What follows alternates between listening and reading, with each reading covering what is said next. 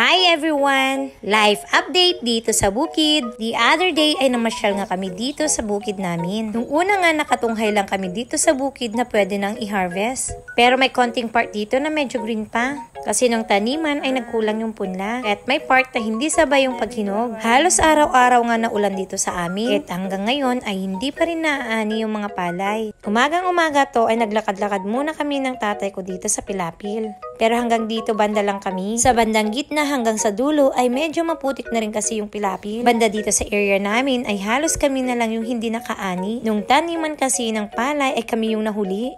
Kaya't pati anihan ay kami din ang nahuli. Pasalamat talaga kami at hindi to nadali ng bagyo nung November. Pero may mangilan-ngilan nga lang na nagtumbahan. Pagkatapos dun sa palayan ay dito naman ako dumiretso sa garden namin. Alam nyo ba yung gulay na to? Ang tawag naming mga Ilocano ay papait. Hindi ko sure kung alam ng lahat to. Dito sa probinsya kasi ng mga Ilocano ay kilalang kilala tong gulay na to. Ini-steam siya at sinasawsaw nga lang sa bagoong at kamatis. At kung masyadong magulang na ay medyo mapait na. Isa nga to sa paboritong gulay ng tatay ko. At alam nyo ba, hindi yan namin tinanim. Kusa na nga yang tumutubo. Like last year dito ay tumubo nga lang din. Hindi nga lang masyadong malalaki. Hindi na nga rin namin nilinis dahil nga matubig ngayon dahil palaging naulan. Pag binunot yung damo ay sumasama. At kahit nga nasama sa mga damo, madali pa rin makilala. Ito na pala lahat yung kinuha ko. Ibibigay ko nga to sa pinsan ko. Sa ibang lugar, kumakain din ba or nag-uulam kayo ng ganito? Ilagay nyo nga sa comment section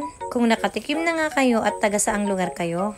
Ganito kayaman dito sa probinsya, especially dito sa amin, kasi maraming gulay ang tumutubo na lang kusa. May mga ibang gulay pa nga dito na gusto ko rin pakita sa inyo. Sa susunod na mga araw na nga lang siguro. Kapag sobra-sobra pala yung supply namin ng gulay dito, maliban sa binebenta ko dun sa harap ng tindahan ng pinsan ko, namimigay din pala kami. Kasi pag oversupply naman, masisira nga lang din. Pagkatapos ko pala manguha ng papait, nagpunta naman ako dito sa garden ng petchay. Dahil nung araw na to ay nagtinda ako ng petchay. Na-harvest ko na nga lahat yung laman ng isang plat. Kaya't ngayon, ang mission ko naman ay mag-replanting. May mga direct seeding din kasi kami. Pero ang ginagawa ko, once na naubos na yung isang plat, nagre-replant nga ako. Mas maigi kasi yun kasi nakakalaki sila. Yung every plat pala ng petchay ay may interval. Say for example, may schedule nga ako ng harvest sa Wednesday. Dahil yung isang plat ay malalaki na rin. Tapos itong nire-replant ko ngayon, aabutin pa siguro to ng 1 week bago pwedeng i-harvest na ulit. Ayun nga din yung tatay ko, naglilinis na nga din siya dyan.